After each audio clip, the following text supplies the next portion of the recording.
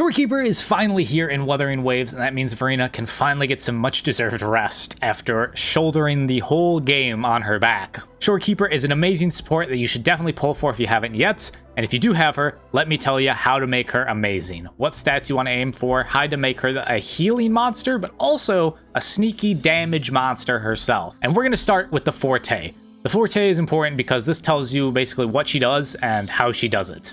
It's giving you a look under the hood, I guess I want to go with, on how the Shorekeeper works. The important ones here are Resonance Skill, Resonance Liberation, and Intro Skill. Her Forte Circuit and Normal Attack are not very important, as she is a support unit mainly, but why is the Resonance Skill so important? Well, this is because she heals from it. She can heal nearby party members with it, and then it also does some damage, but the damage is not the important part here. It's the healing. And her healing is based on her total HP, so you're going to want her to have a lot of HP. Moving on to the Resonance Liberation, another very important part of her kit, we get into her ultimate.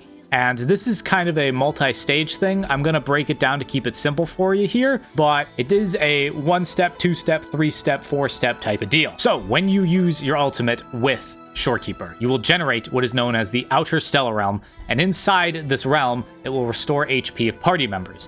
What the hell does this realm look like? Well, here you go. It's this blue circle here. So when you're actually in it, you can see the lines of the circle on the ground. But this is what it looks like outside the circle, and you're going to want to stay inside it, which is actually super easy in this game because it's not like fights are really moving around a whole bunch. So this is just a visual representation. Shout out Arikutsu.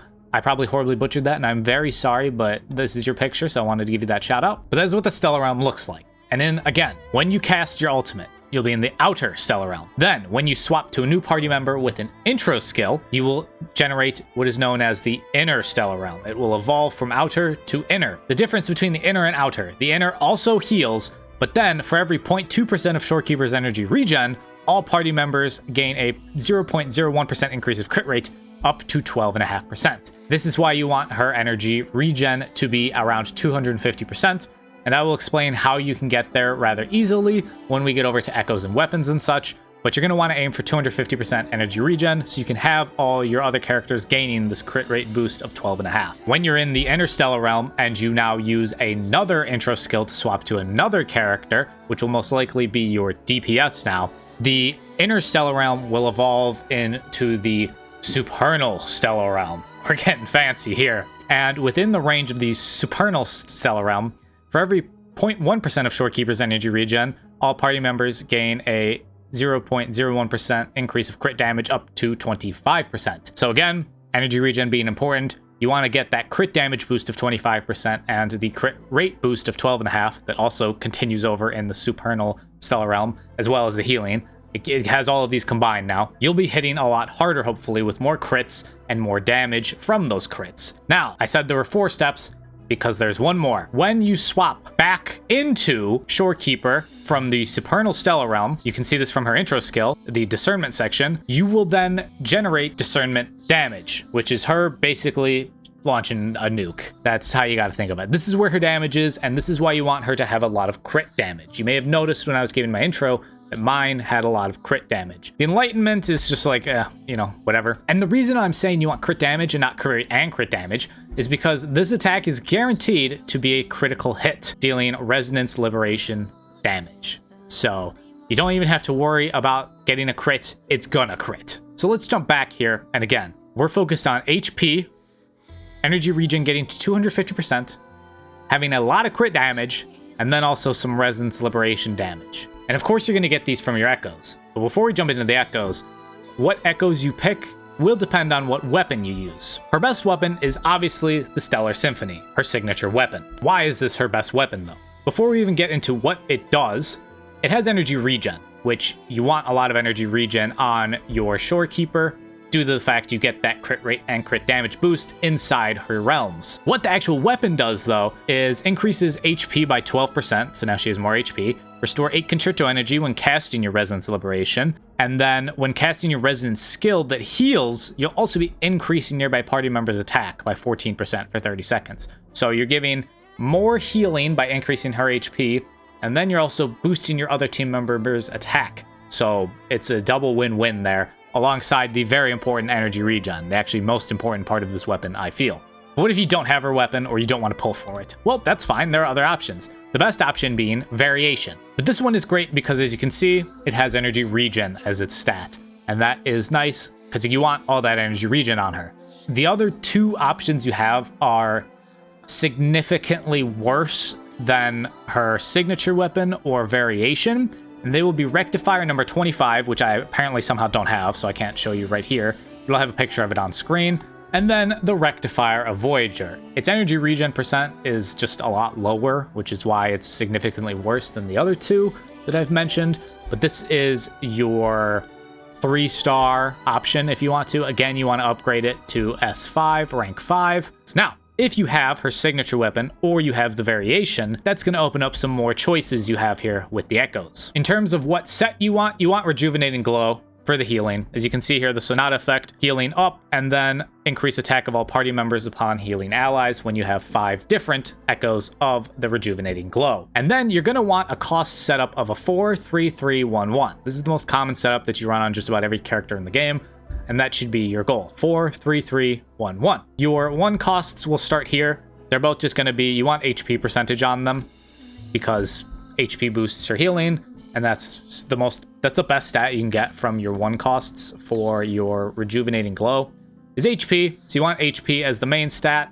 And then again, for the substats, you're aiming for energy regen up to 250%. Crit damage. You want a lot of crit damage. You want to try and get more HP on them. And then you're going to want to get Resonance Liberation damage, as that's part of her big nuke on the intro skill. For your 3 cost, you have an interesting option here. You can have double energy regen if you need that energy regen to get to that 250 mark. So if you don't have her signature weapon or variation, you may have to run double energy regen here in order to get her energy regen high enough to be within that range of 250. Now, if you do have her signature weapon though, and you're able to get within that energy regen realm without needing a second 3 cost of energy regen, you can elect to go for either spectro damage or more HP for more healing. And then again, for substats on the 3 costs, the same as the 1 costs, HP, flat or percent. Then you're going to want some crit damage. You're going to want that Resonance Liberation damage, and then any energy regen if you still need more. And then we get to 4 cost. If you're caught up in the wuwa story up to the 1.3 update with Shorekeeper,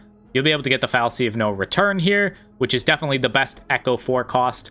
If not, just use your old Ice Turtle boy. But if you can get him, definitely get him. You can see the bonus here is summon a fraction of the Fallacy of No Return's power to unleash powerful blows, granting a bonus to energy regen for the Resonator and a bonus attack for all team members. Super nice for a support unit. And then the interesting part is you have a decision you can make. You can either go for crit damage as your main stat on your 4 cost, or you can go for HP. Going for HP will give you more healing because her total HP will be higher. Going for crit damage will give you more crit damage, aka that nuke from her intro skill is going to hit harder. So you have a choice to make. If you feel like you're not taking damage and you're good at dodging, and the healing is only when you get caught here or there, I would recommend you go for the crit damage. That way she can do more damage, and you're not really worried or pressed for that extra healing that the HP percentage would provide. Now for the substats, again, it's the same. You want energy regen, HP percent and flat, crit damage, then you want Resonance Liberation damage as well. So those are the Echoes and the substats you'll be aiming for. But should you pull more?